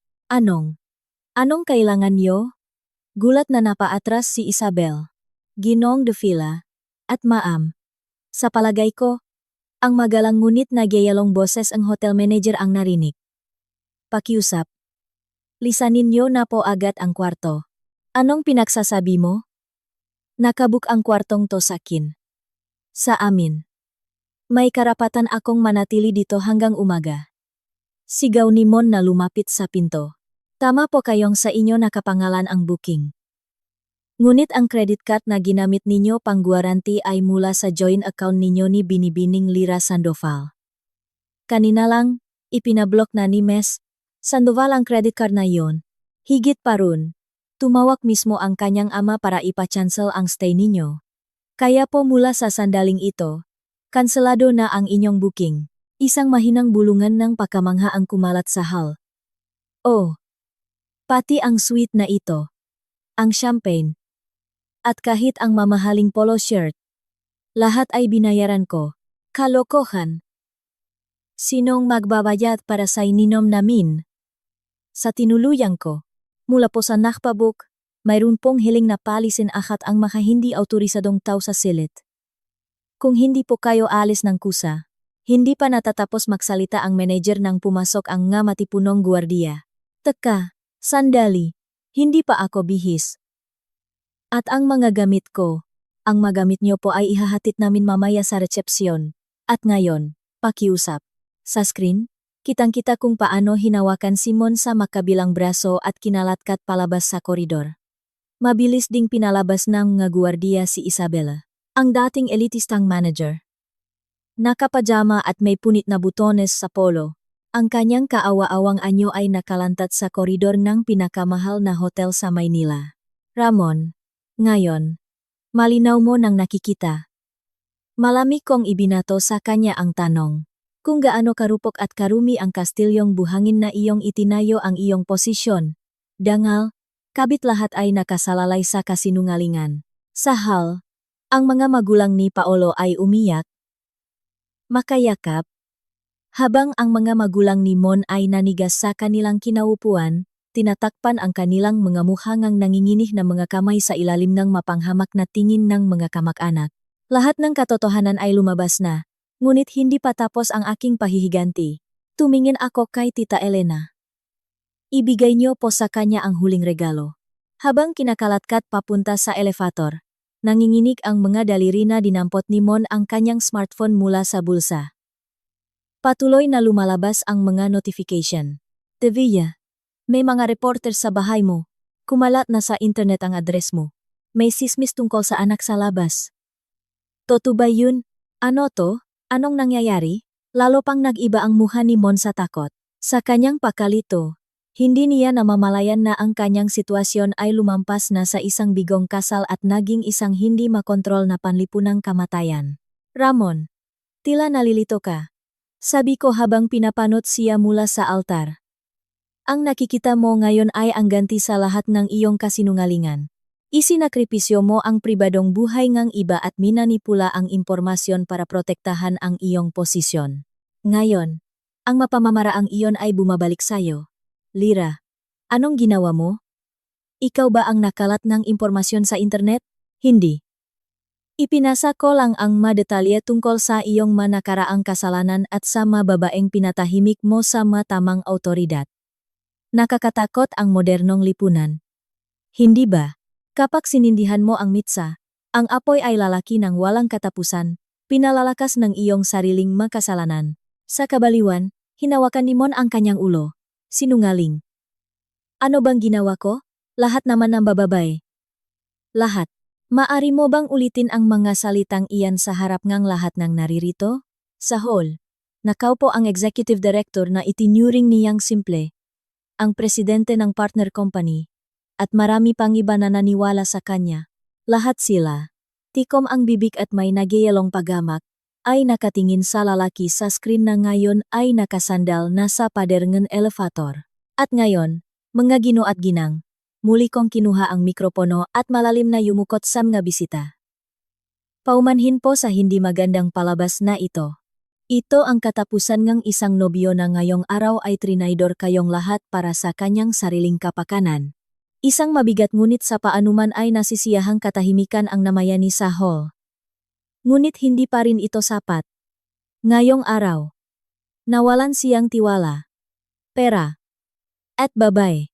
Ngunit dapat niyang matanto ang isang mas fundamental na kawalan. Itinaas ko ang aking ulo at tiningnan ang taong nakatayo sa may pasukan ng hall. May hawak siyang isang itim na sobre. Ramon, naririnig mo ba ako? May isa pang dokumento para sayo. Ito ang katotohanang hindi mo kailanman napagtanto, na tuluyang magpapabagsak sa ilusyon mo. Ang mukha ni Mon, na nakasandal sa pader ng elevator at nakatingin sa screen ng smartphone, ay lalo pang nag-iba sa takot. Dokumento? Anong katotohanan? Anong binabalak mo? Lira, babasahin ko ito ngayon. Dahan-dahan kong kinuha ang itim na sobre. Nakasulat dito ang pinakamahalagang katotohanan na maingat na itinago ni Mon. At kahit ako ay kamakailan lang nalaman, lahat sa hall, nagpipigil ng hininga, ay naghihintay sa susunod kong sasabihin. Ang kwento ay papalapit na sa kasugdulan nito. Lahat ng tingin sa hall ay nakatutok sa itim na sobre sa aking mga kamay. Sa screen, ipinapalabas pa rin ang kaawa-awang figura ni Mon, na idinidiin sa pader ng magwardiya malapit sa elevator. Sa gitna ng palabas na ito, dahan-dahan kong inilabas mula sa sobre ang isang makapal na papel. Ramon, kamakailan lang, tinawag mo akong gamit. Sinabi mong kailangan mo lang isang babae mula sa disenteng pamilya para sa iyong kariyer. Muli kong hinawakan ang mikropono at malalim na huminga. Ngunit malaki ang iyong pagkakamali. Ang iyong maningning na karera bilang isang bata at matagumpay na executive. Hanggang ngayon ay marahil hindi dahil sa iyong kakayahan o sa iyong nga intriga. Lahat ng ito ay dahil sa aking ama na tinawag mo ng may pagamak na isang probinsyanong opisyal na nag-aalala sa reputasyon. Samgasalitang giyon, ang executive director at ang presidente Enge Global Invest na nakaupo sa unang gilera, ay sabay na lumingon sa aking ama, si Andres Sandoval, sitay na natiling nakaupo sa kanyang lumang suit, kalmado. Anong pinagsasabi mo, Lira? Ang tatay mo, imposible. Ikaw mismo ang nagsabing isa lang siyang ordinaryong opisyal mula sa probinsya. Umalingaw-ngaw mula sa screen ang hysterical na tawa ni Mon. Ang aking ama ay isang empleyado ng isang panlalawigang administrasyon. Ngunit hindi siya isang ordinaryong empleyado. Dati, siya ay isang makapangyarihang undersecretary sa gobyerno at isang tahimik na political operator na nasa likod ng mamalalaking kontrata sa infrastruktura. Kinikilala siya ng mga higante sa negosyo bilang taong nag-ayos ng mga problema. Ninong Direktor, Ninong Presidente, hindi niyo naman siguro nakalimutan kung sino ang nagligtas sa inyong kumpanya mula sa pagkalugi 15 taon na ang nakalipas sa panahon ng malaking proyektong iyon ng renovation, kung sino ang namagitan sa inyo at sa mga bangko? Sa isang iglap, nawala ang dugo sa mukhang direktor at siya ay napatayo. Sandoval. Yung Andres Sandoval ba yun? Ang presidente ng Global Invest, na pinagpapawisan ng malamig, ay inayos ang kanyang salamin at tinitigan ang aking ama. Hindi ka panipaniwala. Parang nakita ko na siya dati. Anak ba ito ngang Sandoval na yun? Isang alon ng pakamangha at pagalang, na ibang-iba sa dati, ang kumalat sa hall. Isa-isang tumayo ang mapinunong ng kumpanya at malalim na yumukot sa aking ama. Ramon, heto ang nawala sayo. Ang dahilan kung bakit ang iyong magabos, na iyong hinamak, ay mabilis kang pinaangat sa posisyon ay dahil nakikita nila sa likod mo ang anino ang aking ama. Dahil sa utang na loob sa kanya, tinakpan nila ang iyong mapakakamali at ibinigay sayo ang kredito ng iba. Sa screen, kitang-kita kung paano tuluyang huminto ang pag-isip ni Mon. Sinungaling. Sinungaling. Gawa ko yun. Nagtrabaho ako ng husto. Hindi. Kahit sa mga gabing iyon na, sa dahilan ng business meeting, ay nagpapakasaya ka kasama ng iyong kabit. Lihim na inaayos ng aking ama ang iyong maproblema. Ang kontratang halos mawala sayo dahil sa iyong pagkakamali. Iniligtas niya sa isang tawak lang. Ngunit sa iyong kayabangan, inakala mong talento mo iyon at pinagtawanan mo pa siya. Tinawag na isang boring na matanda. Lumapit ako sa gilid ng altar at malamig na nagpahayag. At ito ang huling dagok. Sa itim na sobrang ito, isang opisyal na pahayag mula sa aking ama. Mula ngayong araw, binabawi niya ang lahat ng kanyang rekomendasyon sa inyong kumpanya at sa Global Invest bilang isang konsultan. Higit pa rito, seryoso niyang tiningnan ang iyong pangangalunya at hinala sa estafa, at humingi siyang tulong sa kanyang madating tauhan sa piskalya para sa isang masusing investigasyon. Piskalya. O. At ang mga kredito na ninakaw mula kay Paulo Santos at ang halos 3 milyong pisong ninakaw mula sa kumpanya. Lahat ng ito ay magiging paksa ang isang opisyal na investigasyon. Hindi ka lang matatanggal sa trabaho. Ang iyong magiging tahanan sa mga susunod na taon ay hindi isang luxury condo sa Makati, kundi isang malamig na selda. Tila nakalimutan na ni Mon kung paano sumiga. Ang kanyang matuhot ay nanghina. Sa makamay ng mga guwardiya, nanatili siyang nakatayo ngunit ang kanyang mga mata ay blanko at walang buhay, na parang isang basahang manika na pinutulan ng tali. At isa pa, tungkol sa iyong kabit na si Isabel Imperial, na iyong inalagaan, muli kong inilipat ang imahe sa screen. Sa katunayan, noong nalaman ko ang panloloko ninyo, pinaimbestigahan ko rin siya. Nalaman kong baon siya sa utang at desperadong nahahanap ng pera. Kaya nagbigay ang aking investigador ng alok na hindi niya matatanggihan. Binayaran ko siya ng mas malaki kaysa sa halagang ninakaw mo sa akin, kapalit ng kanyang pagtatraidor sa iyo ngayong araw. At, siya ang tumawag sa iyo sa hotel ngayon sa utos ko. Napakagaling niyang umarte kanina na kunwari hindi niya alam na ikakasal ka. Diba? Pati na rin ang pagpapanik niya. Pambabalot ng kumot. At pagtago sa banyo habang kausap natin siya kanina bahagi lahat yon ng script para mas lalo kang madiin sa harap ng lahat. Sinulit niya talaga ang malaking ibinayat ko sa kanya bilang isang aktres. Nakuha na niya ang lahat ng iyong pera. Ang perang inilipat mo sa kanya para daw sa apartment, ginamit niya para sa kanyang pagtakas. Ito ang katotohanan, Ramon. Akala mo, ikaw ang nakokontrol sa kabit mo. Ngunit sa huli, nabili ang kanyang katapatan ng mas malaking halaga. Ang iyong karera, pera, pag-ibig lahat ng pinahirapan mong itayo ay isang ilusyon lamang na aking kinokontrol. Ang katahimikan sa hall ay naging mabigat na parang vacuum. Lahat ay nawalan ng imik sa malamig na paghihiganting ito. Mga dating katrabaho, mga boss, mga kamag-anak sa kanilang mga mata, Simon ay hindi na isang tao. Lira, parang awa mo na, patawarin mo na ako. Umalingaw-ngaw mula sa screen ang mahinang boses ni Mon. Patawarin? Anong karapatan mong sabihin yan? Hindi ako ang sumira ng kasal. Ikaw mismo. Ibinaba ko ang mikropono at dahan-dahang lumapit sa aking ama. Wala siyang sinabi. Marahan lang na pinisil ang aking kamay. Ang init ng kanyang kamay. Tila iyon lamang ang nagpatunaw sa yelo sa aking puso. Ngunit, hindi pa tapos ang kwento. Simon, na bumaksak na sa pinakamababa, ay daranas pang ang panlipunang kamatayan. Ang huling makikita niya ay ang pinakamalupit na palabas sa kanyang buhay. Sa pangunahing pasukan ng hotel. Sa marangyang sementadong daanan, itinapon ang isang lalaking may kaawa-awang anyo. Nakapajama at may punit na butones sa polo. Mula sa dating imahe ng isang sumisikat na bituin, wala nang natira. Bitawan niyo ko. Bisita ako. Tatawag ako ang pulis. Sigaw ni Mon. Ngunit ang kanyang boses ay pumipiyok at walang magawang nalunot sa malamig na hangin. Ang maguwardiya na nagtapon sa kanya ay tahimik na nakatayo, na parang mga estatwang bato. Sa likod nila, mula sa hanay ng mamahaling sasakyan na papalapit sa hotel, mausisang sumisilip ang mga bisita. May ilang kabataan na tumatawa habang kinukunan siya ng video. Ramon, bagay sayo ang imaheng yang isang hubat na hari. Ang aking nagyayalong boses na nakmumula sa loudspeaker ngang nahulok niyang smartphone ay umabot sa kanya. Napapitlak Simon at nanginginig na dinampot mula sa aspalto ang kanyang telepono. Sa screen, nagpapatuloy pa rin ang livestream. At kitang-kita ako na nakasuot ng traje de boda sa altar. Lira, parang awa mo na. Itigil mo na. Gagawin ko ang lahat. Babayaran ko ang danyos. Luluhot ako sayo. Huwag lang to. Hindi. Ramon. Hindi mo pa rin naiintindihan ang laki ngang nawala sayo.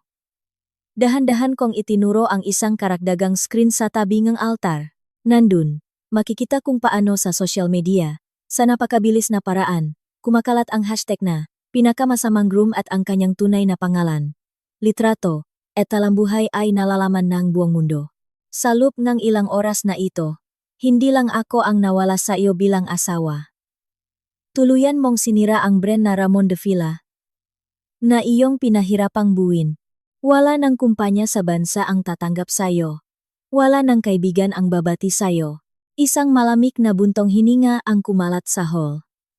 Ang executive director, na inagaw ang mikropono, ay sumigaw, De Villa, ang 3 milyong ninakaw mo, ibabalik mo hanggang sa huling sentimo, nakapagsampa na kaming reklamo sa pulisya. Tama po. Ninong Director, mahinahon kong dagdag sa mikropono. Kanina pa bago magsimula ang broadcast na ito, nakipag-ugnayan na ang aking abogado at ang inyong HR sa autoridad upang ibigay ang mga ebidensya na parabang kumpirmasyon sa aming mga salita. Sa gilid ng screen ay kumislap ang mga ilaw ng pulis at narinig ang tunog ng sirena. Eksakto sa oras na napag-usapan. Hay hindi mari. Pulis? Ito. Pansamantalang paggamit lang nupondo. Pansamantalang pakamit para sa pakalakang kabit? Lahat na paliwanag mo. Sa korte na natin pakinggan. Simon, na natakot sa tunog ngang papalapit na sirena, ay umatras, ngunit wala nang matatakbuhan. Sa likod niya, nakatayo ng mga tauhan ng security ng presidente ng Global Invest, na labis niyang hinamak. Ramon, sinabi mong kapag itinago ang pagtataksil, ikaw ang panalo. Ngunit nakamali ka. Habang mas matagal mong itinatago ang pagtataksil, mas lalo nitong sinisira ang lupa sa ilalim ng iyong mapaa. Ikaw mismo ang tumalon sa hukay na iyong hinukay. Huminto ako sandali at malalim na yumukot sa aking mga magulang. Tahimik na tumango si Itay, habang si Inay, na pinupunasan ang mga luha, ay may pakmamalaking nakatingin sa akin. Tay, Nay, pasensya na po at pinaniwala ko kayo sa isang ganyang tao sa loob ng 3 taon. Pero ngayon, ayos na po ako. Mula sa araw na ito, magsisimula ako ng bagong buhay. Wala na siyang lakas para sumigaw. Umalingaw-ngaw mula sa screen ang pumipiyok. At walang buhay na boses ni Mon. Lira. Paano? Bakit nakaganito? Nakatitik na lamang siya sa kawalan. Nanginginig ang mambalikat. At tila tuluyan nang nawala ang kanyang katinuan sa gitna ng malamig na kalsada. Hindi ako ang minahal mo, kundi ang isang maginhawang karatula at ang kapangyarihan ng aking ama. Paalam. Ramon. Ang iyong pakawala bukas iyon ang aking tunay na kasal. Nagbigay ako ngang hudyat sa staff. At pinutol ang livestream. Namatay ang screen. At muling namayani sa hall ang isang maringal na katahimikan. Tapos na. Bulong ni Tita Elena, na walang lakas na napaupo sa isang silya. Ang nga bisita ay nanahimik sandali, pinoproseso ang nangyari. Pagkatapos, mula sa isang sulok ng hall, umaling-awngaw ang mahihinang palakpak. Hindi ito palakpak para sa nobyo at nobya. Ito ay isang taos-pusong papuri sa isang babae na ipinagtanggol ang kanyang dignidad at tinalo ang isang malaking kasamaan. Lira, napakagaling. Lumapit ang executive director at hinawakan ang aking kamay. Nahihiya kami sa aming pakabulag, na nais naming ipakatiwala ang isang matalinong babaeng tulad mo sa isang ganyang tao. Bilang ninong mo at bilang kinatawan ng kumpanya, kami ay magbibigay sa iyong lahat ng kinakailangang suporta, kasama na ang danyos sa iyo at pahingingeng paumanhin sa iyong mga magulang. Salamat po, Ninong Direktor. Pero huwag po kayong mag-alala. Gusto ko lang pong personal, natapusin ang lahat. Bahagya kong itinaas ang laylayan ng aking puting bestida at huling yumukot sa mga bisita. Sa aking anyo, wala nang bahit ng trahedya ng isang nilokong nobya. Nandun lamang ang isang malakas na babae, handang bumangon mula sa abo. Ang kwento ay papalapit na sa katapusan nito. Ang taong ilang minuto lang ang nakalipas ay nasa tuktok ng mundo, ay biglang bumagsak sa impyerno. Hindi ko na kailangang makita ang kanyang huling sandali. Ang kanyang buhay ay nagwakas sa sandaling isinara ko ang pinto para sa kanya. Ang tunog nga sirena, na umalingaw sa pasukan ng hotel, ay mas masakit sa pandinig ni Mon kaysa sa ugong ng makinang kanyang paboritong sports car. Ang makumikislap na ilaw ay nakakatakot na nagliliwanag sa kanyang halos hubad at nanginginih na katawan. De Villa, Ramon. Pulisya po.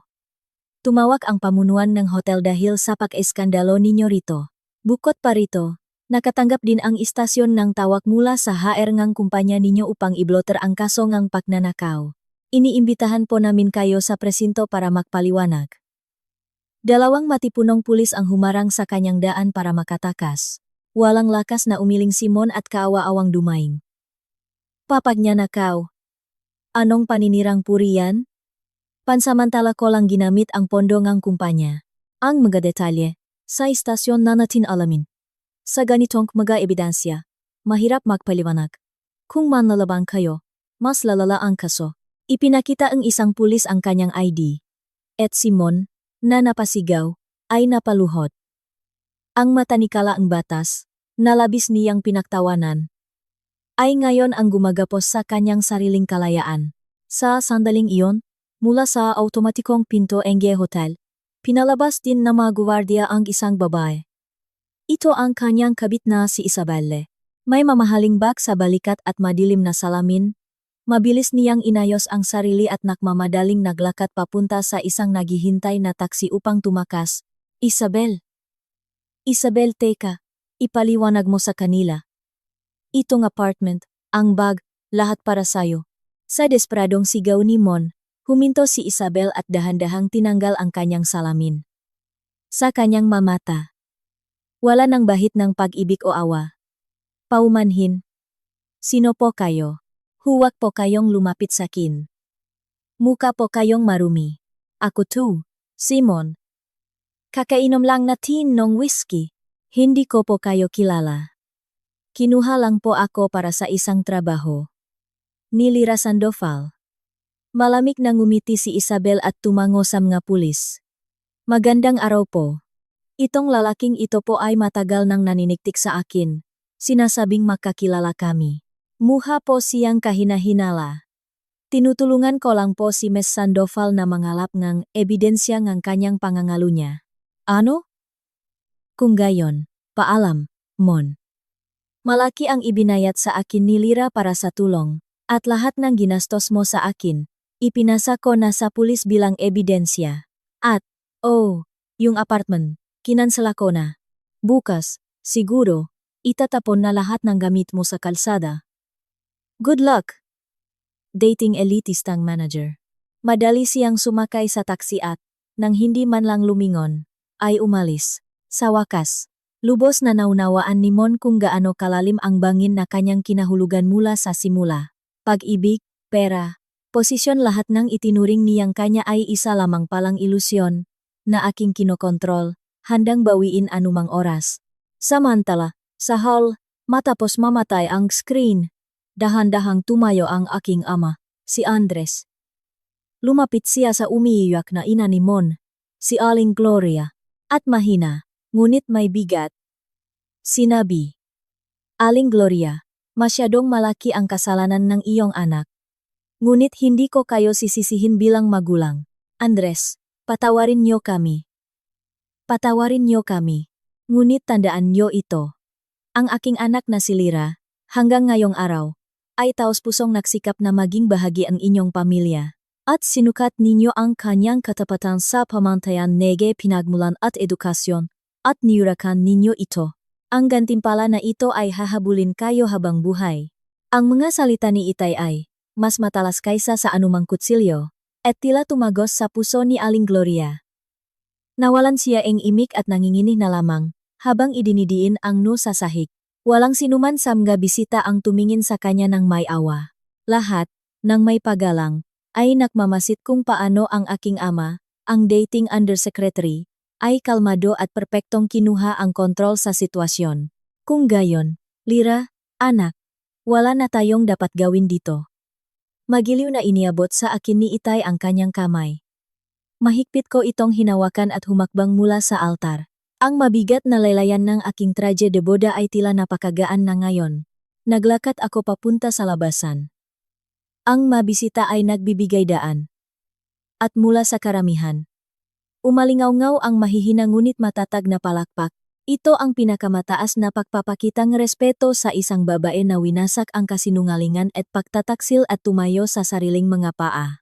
Sa may labasan, huminto ako sandali at lumingon sa mga magulang ni Mon na gumagapang sa sahig at sa aking sarili sa nakaraan. Walang luha. Mayroon lamang isang malamig na parang hangin, nakakalunot na pakiramdam ng kalayaan. Si Mon, ngayon, nang hindi na mamalayan, ay itinapon ang pinakamahalaga sa lahat. Nang ibulong ko ito sa sarili, nang hindi lumingon, humakbang ako papunta sa maliwanag na labasan. 2:00 na hapon. Ang oras kung kailan dapat magaganap ang reception. Nakasuot ng traje de boda. Sumakay ako sa kotse na minamaneo ni Itay. Sa bintana, isang saglit kong nakita ang kaawa-awang likot ni Mon na ipinapasok sa kotseng pulis. Hanggang sa huli, nakasulat sa kanyang mukha hindi ang anong ginawa kong mali, kundi paano nila nalaman. Ang mga araw na naghihintay sa kanya ay kabaliktaran ng buhay elitista na kanyang pinangarap. Mangga demanda, paglilitis, at ang pinakamasaklap, ang panlipunang kamatayan. Malalaman niya kung gaano karami ang nawala sa kanya sa loob lamang ng isang malamig na selda, makalipas ang maraming taon. Lira, anak, pagod ka na. Magaling ka, sabi ni Itay mula sa driver's seat. Salamat po, Tay. Pero para sa akin, nagsisimula pa lang ang lahat. Umarangkada ang kotse, at nagsimulang bumilis ang tanawin sa labas ng bintana. Tumingin ako sa malawak na kalangitan. Napakalalim nitong buhaw at maaliwalas. Ang buhay ni Ramon de Villa ay gumuho ngayong araw. Ngunit ang aking buhay, ang buhay ni Lira Sandoval, sa mismong sandaling ito, ay tunay na nagsimula. Wala ng tao sa hall. Tanging sa walang laman na altar, naiwan ang isang puting rosas. Ang wikang ang bulaklak na ito wagas na pag-ibig at kadalisayan. Sa kabalintunaan, ang bagay na desperadong tinakasan ni Mon, at ang bagay na aking naipagtanggol, ay tahimik na nakatayo roon. Hindi lamang ito isang pakiramdam ng ginhawa, kundi isang malalim na kasiyahan. Ipinikit ko ang aking mamata at inilarawan sa isip ang aking bagong buhay. Wala ng peking pag-ibig. Pakahabol sa estado. Paktitis para sa iba. Tanging isang malaya at marangal na hinaharap na aking itatayo gamit ang sarili kong makamay. Dahan-dahang huminto ang kotse ni Itay sa harap ng aming pamilyar na bahay. Ang maingay na sentrong lungsod ay naiwan na. At ang tahimik na residential area ay nababalot ng takip silim. Nakaupo ako sa passenger seat at hinihimas ang tiara sa aking kandungan. Ilang oras lang ang nakalipas. Tila simbolo itong kaligayahan. Ngunit ngayon ay isa na lamang malamig na pirasong metal. Lira, anak, ayos ka lang? Mahinang tanong ni Itay. Matapos patayin ang makina, dahan-dahan akong tumango at tinanggal ang seatbelt. Opo. Kakaiba. Pero napakagaan neng. Pakiramdam ko. Kahit itong mabigat na bestida, parang isang ordinaryong tela na lang ngayon. Sa bahay. Naghihintay si Inay na may mainit na salabat. Ang isang tasangang simpleng salabat na iniabot ni Inay ay mas nakpainit sa akin kaysa sa mga magagarang pagkain na dapat sanay ihahain sa reception. Tahimik kaming nakaupo sa sala, hindi binubuksan ang TV at pinatay ang aming telepono. Kinabukasan, tulad ng inaasahan, sumabog ang mga balita at social media sa kwento ng dipangkaraniwang kasal at pagbubunyag. Ang mga headline ay nakalat. Pagbagsak ng elitistang manager. Malupit na ganti ang nobya. Ang malitrato ni Mon at ang kanyang kahihiyan ay kumalat sa buong bansa. Ang kanyang dating kumpanya ay naglabas ng opisyal na paumanhin. Ipinahayag ang pagkakatanggal kay Mon at ang pagsasampangang kaso para sa danyos. Ang presidenteng Global Invest ay nagpahayag din ng intensyon na magsagawa ng matinding legal na hakbang laban kay Mon. Makalipas ang ilang araw, sa pamamagitan ng isang abogado, tinapos ko ang lahat ng proseso para sa pagpapawalang bisa ang aming kasunduang magpakasal, ang pagkuhang danyos, at ang pagbabalik ng perang iligal na kinuha mula sa aming joint account. Sa simula, itinanggi lahat ni Mon sa mga interogasyon, ngunit sa ilalim ng bigat ng napakaraming ebidensya, ng detalyadong diary ni Paolo Santos, at higit sa lahat, Nang testimonya ni Isabel, tuluyan siyang nawalan ng kakayahang ipagtanggol ang sarili. Pakaraan ng ilang buwan, nagsimula ako ng bagong buhay. Ang tsondo na dapat sana'y titirhan namin ni Mon ay ibinenta ko at lumipat ako sa isang maliit at maliwanag na apartment malapit sa bahay ng aking mga magulang. Nag-resign ako sa dati kong trabaho at pumasok sa isang maliit na consulting firm ng isang kakilala ni Itay, kung saan ako'y tumutulong sa mga batang empleyado. Tinutulungan silang harapin ang mga problemang psikolohikal at mapabuti ang kanilang mga kondisyon sa trabaho. Isang araw, muli akong nakipakita sa mga magulang ni Paolo Santos. Ma'am Lira, maraming salamat po. Malalim na yumukot ang ama, habang ang ina, na hinawakan ang aking makamay, ay umiyak. Ang anak po namin, sa wakas ay nagsimula ng lumabas ng bahay. Nung araw na ibinunyak ninyo ang lahat, para pong nabunutan siyang tinik. Si Paolo mismo ay sumasailalim pa rin sa rehabilitasyon. Ngunit sa kanyang boses, na narinig ko sa telepono, mayroon ng lakas at pag-asa. Ma'am Lira, salamat po. Balang araw, gusto ko rin pong maging kasing lakas ninyo. Nang marinig ang mga salitang iyon, sa kauna-unahang pagkakataon, mula sa kaibuturan ng aking puso, naramdaman kong hindi na sayang ang lahat. Ang aking paghihiganti ay hindi lamang pagwasak sa buhay ng isang tao. Ito ay isang ritual ng muling pagsilang na nagbalik ng dignidad sa maraming niyurakang tao. Ang kapalaran ni Mon, sa kabilang banda, ay naging isang malinaw na halimbawa ng kung anong itinaniman, siya ring aanihin. Malalaking utang mula sa mga demanda, sentensya sa bilangguan para sa qualified theft at estafa. Nawala sa kanya ang lahat. Posisyon, yaman, mga kaibigan, at tiwala ngang pamilya. Kinailangan ng kanyang magulang na ibenta ang kanilang ancestral house para mabayaran ang danyos. Ayon sa narinig ko, si Aling Gloria ay namumuhay mag-isa, iniwasan ng makamag-anak. Isang araw, nakatanggap akong sulat mula sa kulungan, mula kay Mon. Nakasulat dito, sa magulong sulat kamay, ang mga kaawa-awang paliwanag at pakiusap. Bakit mo to ginawa sakin? Gusto kong ayusin ang lahat. Mahal talaga kita. Hindi ko tinapos basahin, pinunit ko ang sulat sa maliliit na piraso. Ang katotohanan hanggang ngayon ay itinuturing niya ang sarili bilang biktima, iyon ang kanyang pinakamalaking parusa. Isang maaraw na weekend, naglalakad ako sa isang parke sa isang burol na may tanawin ng dagat. Ang maalat na hangin ay masarap sa pakiramdam. Sa dikalayuan, naririnig ang tawanan ng mga bata. Tiningnan ko ang aking palasingsingan sa kaliwang kamay. Wala nang bakas ang singsing. Sa halip, hawak ko ang isang puting rosas, katulad ng naiwan sa hall noong araw na iyon. Ang kaligayahan ay hindi isang bagay na ibinibigay sa iyo. Bulong ko, na para bang kinukumbinsi ang sarili. Pinipili mo ito, pinoprotektahan, at tinatahak mo gamit ang sarili mong nga paa. Ito ang tunay na buhay. Tumingin ako sa kalangitan. Katulad ng araw na iyon, napakalalim at maaliwalas. Ang aking puso ay punong di mapantayang kapayapaan at tahimik na pag-asa para sa hinaharap. Hindi na mabubura ang nakaraan. Hindi na may babalik ang nawalang 3 taon. Ngunit dahil sa karanasang ito, natutunan kong kilalanin ang tunay sa peka. Tinalikuran ko ang buhay na nakatuon sa iba at pinili ko ang landas kung saan hindi ko kailangang magsinungaling sa sarili. Pinakawalan ko ang nga talulot ng rosas sa hangin patungo sa dagat. Ang mga puting talulot, kumikinang, ay bumaksak sa asul na tubig. Paalam, Ramon de Villa. At paalam, ako na naging gamit para sa iba. Ang mainit na sikat ng araw ay nagliliwanag sa aking likuran. Ang aking kwento ay hindi nagtatapos dito. Bawat bagong araw ay isang bagong pahina na aking isusulat. Pagalis sa parke, naalala ko ang pakiramdam na naranasan ko sa hall noong araw na iyon. Maring makamali ang matao. Ngunit kung paano nila ito tinatanggap ang siyang nagtatakda ng kanilang susunod na buhay. Ang nga pumipili ng madaling daan at nagtataksil sa iba. Balang araw ay tiyak na makakatanggap ng kanilang kaparusahan. At ang mga nagsusumikap na mamuhay ng tapat at may dignidad kahit bumagsak ay laging makakabangon. Maaring itago ang pagtataksil, ngunit ang mga piniling prioridad ay mananatili sa iyo habang buhay.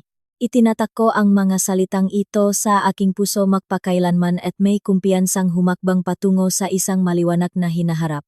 At ang hakbang na iyon ay mas matatak kaysa sa anumang landas patungo sa altar na aking naranasan.